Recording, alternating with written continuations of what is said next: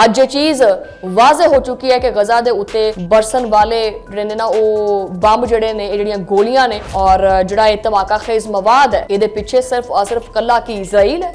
ਨਹੀਂ, ਬਲਕਿ ਇਹਦੇ ਪਿੱਛੇ ਇਹ ਬੰਦਾ ਨਰਿੰਦਰ ਮੋਦੀ ਸ਼ਾਮਿਲ ਹੈ। ਅਲ ਜਜ਼ੀਰਾ ਦੀ ਤਹਿਕੀਕਾਤ ਦੇ ਮੁਤਾਬਿਕ ਗਜ਼ਾ ਜੰਗ ਦੇ ਦੌਰਾਨ ਭਾਰਤ ਇਜ਼ਰਾਈਲ ਨੂੰ ਅਸਲਾ ਫਰਾਹਮ ਕਰਨ ਵਾਲਾ ਦੂਜਾ ਵੱਡਾ ਮੁਲਕ ਬਣ ਚੁੱਕਿਆ ਹੈ। ਰਿਪੋਰਟ ਦੇ ਵਿੱਚ ਇਨਕਸ਼ਾਫ ਹੋਇਆ ਕਿ ਇਜ਼ਰਾਈਲ ਦੀ ਅਸਕਰੀ ਦਰਾਮਦਾਤ ਦੇ ਵਿੱਚ ਭਾਰਤ ਦਾ ਹਿੱਸਾ ਪਤਾ ਹੈ ਕਿੰਨਾ ਹੈ? 1-2% ਨਹੀਂ, ਭਾਰਤ ਦਾ ਹਿੱਸਾ 26% ਤੱਕ ਪਹੁੰਚ ਗਿਆ। ਔਰ ਇਹ ਕੋਈ ਸੋਸ਼ਲ ਮੀਡੀਆ ਪ੍ਰੋਪਗੈਂਡਾ ਨਹੀਂ ਹੈਗਾ, ਬਲਕਿ ਸਰਕਾਰੀ ਦਸਤਾਵੇਜ਼ਾਤ ਦੇ ਉੱਤੇ ਮਬਨੀ ਤਹਿਕੀਕ ਹੈ। ਕਿ ਤੁਸੀਂ ਆਖੋਗੇ ਕਿ ਸ਼ਮਾਇਲਾ ਨਿਆਜ਼ ਨੇ ਆਪਣੇ ਮੂੰਹੋਂ ਬੋਲ ਦਿੱਤਾ, ਨਹੀਂ। ਅਲ ਜਜ਼ੀਰਾ ਨੇ ਇਜ਼ਰਾਈਲ ਨੂੰ ਭਾਰਤੀ ਅਸਲਾ ਔਰ ਫੌਜੀ ਸਾਮਾਨ ਦੀ ਤਰਸੀਲ ਤੇ ਮੁਤਲਕ 91 ਸਰਕਾਰੀ ਜਿਹੜੇ ਦਸਤਾਵੇਜ਼ਾਤ ਨੇ ਉਹ ਹਾਸਲ ਕੀਤੇ ਨੇ।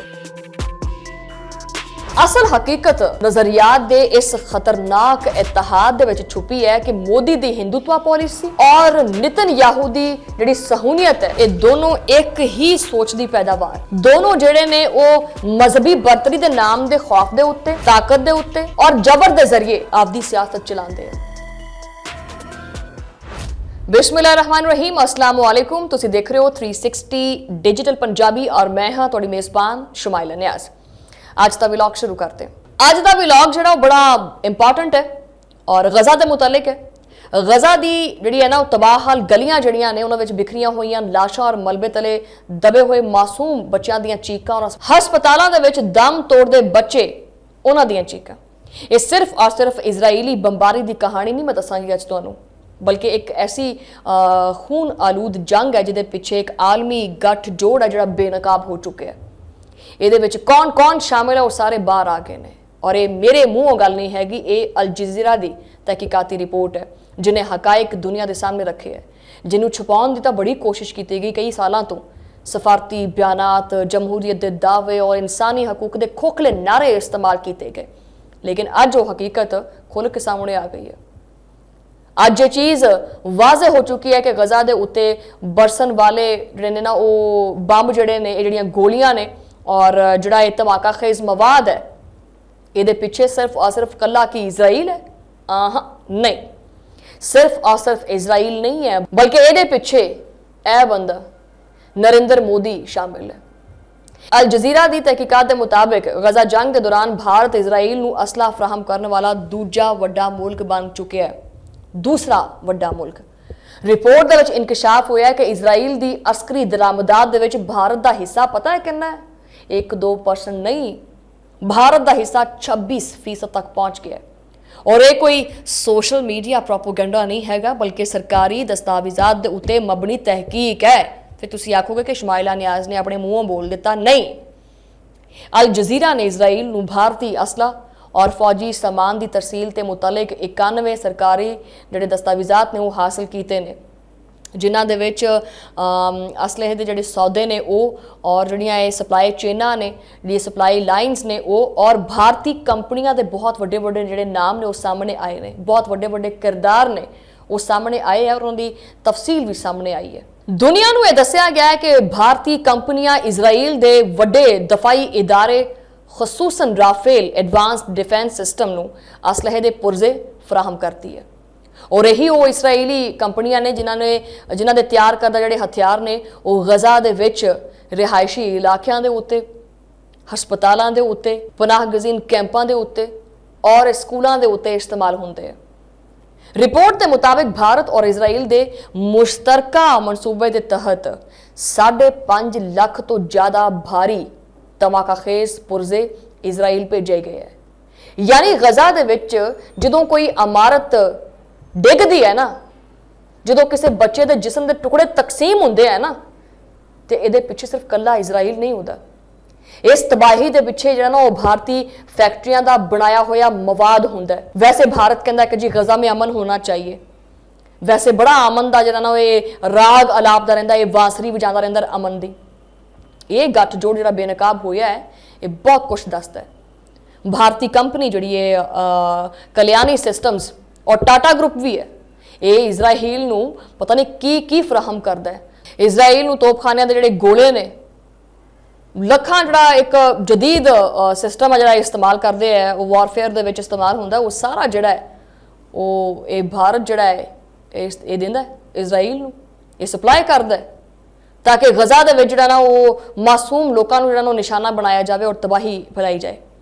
ਸਵਾਲ ਇਹ ਹੈ ਕਿ ਅਗਰ ਭਾਰਤ ਵਾਕਈ ਫਲਸਤੀਨੀਆਂ ਦੇ ਹੱਕ ਖੁਦ ਇਰਾਦੀ ਤੇ ਯਕੀਨ ਰੱਖਦਾ ਹੈ ਤਾਂ ਫਿਰ ਜਿਹੜੇ ਕਾਰਨਾਮੇ ਸਰ ਅੰਜਾਮ ਦਿੰਦਾ ਪਿਆ, ਇਹ ਫਲਸਤੀਨ ਦੇ ਉੱਤੇ ਜਿਹੜਾ ਡਿੱਗਣ ਵਾਲੇ ਜਿਹੜੇ ਗੋਲੇ ਨੇ, ਇਹ ਜਿਹੜਾ ਮਵਾਦ ਹੈ ਧਮਾਕਾ ਖੇਜ਼, ਇਹ ਕਿਉਂ ਫਿਰ ਦਿੰਦਾ ਹੈ?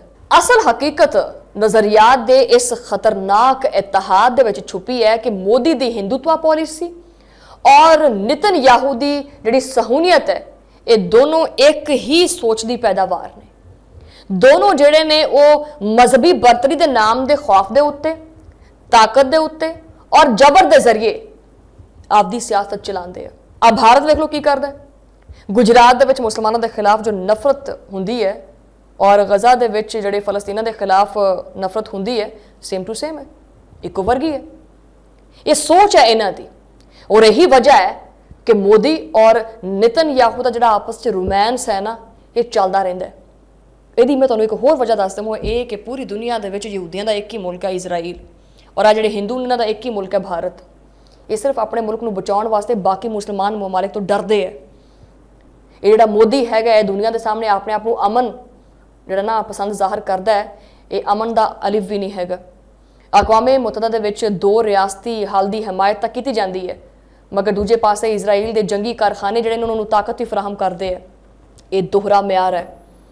ਇਜ਼ਰਾਈਲ ਔਰ ਭਾਰਤ ਇੱਕ ਹੀ ਸਿੱਕੇ ਦੇ 2 ਰੁਖ ਨੇ, ਇਹ ਦੋਨੋਂ ਇੱਕੇ ਨੇ। ਉਹ ਆਪਦੀ ਜਾਨ ਬਚਾਉਣਾ ਚਾਹੁੰਦਾ ਹੈ ਬਾਕੀਆਂ ਦੇ ਕੋਲੋਂ, ਬਾਕੀ ਮੁਸਲਿਮ ਮਮਾਲਿਕ ਦੇ ਕੋਲੋਂ, ਔਰ ਇਹ ਆਪਦੀ ਜਾਨ ਬਚਾਉਣਾ ਚਾਹੁੰਦਾ ਹੈ। ਔਰ ਵੈਸੇ ਬੜੀ ਇਹ ਸਫਾਰਤਕਾਰੀ ਕਰਦੇ ਹੈ।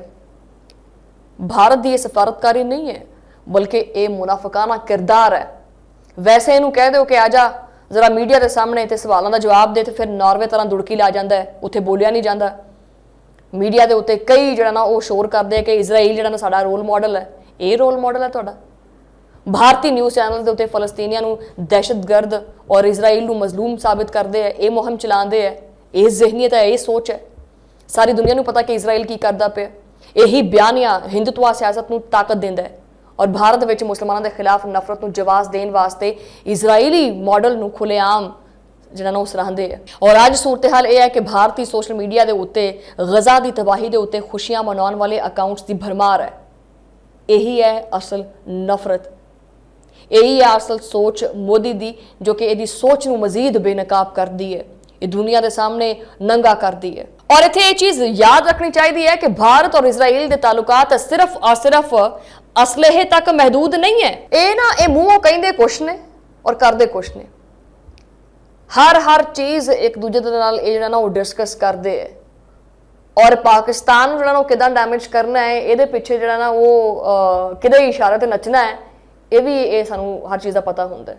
ਔਰ ਭਾਰਤ ਦੇ ਵਿੱਚ ਜਿਹੜਾ ਇਹ ਨਾਮ ਦੀ ਜਮਹੂਰੀਅਤ ਔਰ ਆਜ਼ਾਦੀ ਇਜ਼ਹਾਰੇ ਰਾਏ ਔਰ ਜਿਹੜੇ ਇਨਸਾਨੀ ਹਕੂਕ ਨੇ, ਉਹ ਵੀ ਸਾਰਿਆਂ ਨੂੰ ਪਤਾ ਹੈ। ਔਰ ਕਿਸ ਤਰ੍ਹਾਂ ਇਜ਼ਰਾਈਲ ਜਿਹੜਾ ਹੈ ਉਹ ਕਾਬਿਜ਼ ਹੋਇਆ ਪਿਆ ਗਜ਼ਾ ਦੇ ਉੱਤੇ, ਇਹ ਵੀ ਦੁਨੀਆ ਨੂੰ ਪਤਾ ਹੈ। ਦੁਨੀਆ ਅੱਜ ਰੂਸ, ਚੀਨ ਔਰ ਦੀਗਰ ਤਾਕਤਾਂ ਦੇ ਉੱਤੇ ਇਨਸਾਨੀ ਹਕੂਕ ਦੇ ਲੈਕਚਰ ਦਿੰਦੀ ਹੈ, ਲੇਕਿਨ ਜਦੋਂ ਗੱਲ ਹੁੰਦੀ ਹੈ ਇਜ਼ਰਾਈਲ ਦੀ ਔਰ ਉਹਦੇ ਇਤਿਹਾਦੀ, ਉਹਦੇ ਪਾਰਟਨਰ, ਉਹਦੇ ਲਵ ਬਰਡ ਭਾਰਤ ਦੀ, ਤਾਂ ਉੱਥੇ ਘੁੱਟਾ ਵੜ ਜਾਂਦੀ ਹੈ, ਉੱਥੇ ਖਾਮੋਸ਼ੀ ਇਖਤਿਆਰ ਕਰ ਲੈਂਦੀ ਹੈ। ਉੱਥੇ ਆਲਮੀ ਦੁਨੀਆ ਨੂੰ ਕੀ ਨਾ ਲੈਂਦੇ ਨੇ, ਸੱਪ ਹੀ ਸੁੰਘ ਕੇ ਚਲਾ ਜਾਂਦਾ ਹੈ। ਅਗਰ ਇਹੀ ਅਸਲਾ ਕਿਸੇ ਹੋਰ ਮੁਲਕ ਨੇ ਫਰਾਹਮ ਕੀਤਾ ਹੁੰਦਾ ਤੇ ਉੱਥੇ ਹਜ਼ਾਰਾਂ ਬੱਚੇ ਜਿਹੜੇ ਨੇ ਨਾ ਉਹ ਮਾਰੇ ਹੁੰਦੇ, ਤਾਂ ਸ਼ਾਇਦ ਉਹਦੇ ਉੱਤੇ ਪਾਬੰਦੀਆਂ ਲੱਗ ਜਾਂਦੀਆਂ ਔਰ ਯਕੀਨਨ ਲੱਗਦੀਆਂ। ਅਕਵਾਮੇ ਮੁਤਹਦਾ ਦੇ ਹੰਗਾਮੀ ਇਜਲਾਸ ਵੀ ਬੁਲਾਏ ਜਾਂਦੇ, ਲੇਕਿਨ ਇੱਥੇ ਕਾਤਲ ਵੀ ਤਾਕਤਵਰ ਨੇ ਔਰ ਉਹਨਾਂ ਦੇ ਸਹੂਲਤਕਾਰ ਜਿਹੜੇ ਕਿ ਆਪਣੇ ਆਪ ਨੂੰ ਤਾਕਤਵਰ ਸਮਝਦੇ ਨੇ, ਇੱਕ ਹੀ ਥਾਲੀ ਦੇ ਚੱਟੇ ਵੱਟੇ ਨੇ। ਔਰ ਮੋਦੀ ਨੂੰ ਇਹ ਲੱਗਦਾ ਹੈ ਕਿ ਮੁਆਸ਼ੀ ਤਾਕਤ, ਮਗਰਬੀ ਹਮਾਇਤ ਔਰ ਮੀਡੀਆ ਪ੍ਰੋਪੇਗੈਂਡਾ ਹਮੇਸ਼ਾ ਹਕੀਕਤ ਨੂੰ ਦਬਾ ਦੇਗਾ। ऐदा नहीं हुंदा। तारीख चुके वेखो, तारीख गवाह है इस चीज़ की कि जुल्म का इतिहाद ज़्यादा देर तक नहीं चलता। जनूबी अफ्रीका दे विच नस्ल परस्ती का निज़ाम भी ताकतवर सी, मगर दुनिया ने उन्होंने मुस्तरद कर दिता। अज गज़ा दे विच जो कुछ हुंदा पिया, आउण वालियां नस्लां इनू नज़रअंदाज नहीं करनगियां। जदों तारीख लिखी जाएगी ना, तो ये सिर्फ और सिर्फ इजराइल का नाम नहीं होएगा। इस जुल्म और बर्बरीयत दे सिर्फ और सिर्फ इजराइल का नाम नहीं होएगा, बल्कि भारत का नाम भी होएगा। गजा के बच्चों का खून सिर्फ और सिर्फ तल अबीब दीयां दीवारां दे उत्ते नहीं है, बल्कि ये दिल्ली के एवाना के उत्ते भी सवाल बन के लिखिया जा चुका है। और एक ना एक दिन ਉਹ ਆਪਣੇ ਖੂਨ ਦੇ ਇੱਕ ਇੱਕ ਕਤਰੇ ਦਾ ਹਿਸਾਬ ਲਾਜ਼ਮੀ ਲਵੇਗਾ। ਇਹ ਗੱਠਜੋੜ ਜਿਹੜਾ ਬੇਨਕਾਬ ਹੋਇਆ ਹੈ, ਇਹ ਪੂਰੀ ਦੁਨੀਆ ਵਾਸਤੇ ਵਾਜ਼ੇ ਹੈ ਕਿ ਭਾਰਤ ਔਰ ਇਜ਼ਰਾਈਲ ਬੇਸਿਕਲੀ ਚਾਹੁੰਦੇ ਕੀ ਹੈ, ਉਹਨਾਂ ਦਾ ਏਜੰਡਾ ਕੀ ਹੈ। ਬਹਰਹਾਲ ਵਲੌਗ ਥੋੜਾ ਜਿਹਾ ਲੰਮਾ ਹੋ ਗਿਆ, ਇੱਥੇ ਵਲੌਗ ਨੂੰ ਖਤਮ ਕਰਦੇ ਹਾਂ। ਚੈਨਲ ਨੂੰ ਸਬਸਕ੍ਰਾਈਬ ਕਰਿਆ ਕਰੋ, ਲਾਈਕ ਕਰਿਆ ਕਰੋ ਔਰ ਆਪਣੇ ਹਲਕਾ ਅਹਿਬਾਬ 'ਚ ਵੀ ਸ਼ੇਅਰ ਕਰਿਓ। ਅਗਲੇ ਵਲੌਗ 'ਚ ਮੁਲਾਕਾਤ ਹੋਏਗੀ, ਉਦੋਂ ਲਈ ਅੱਲਾ ਨੇ ਕੇ ਬਾਨ।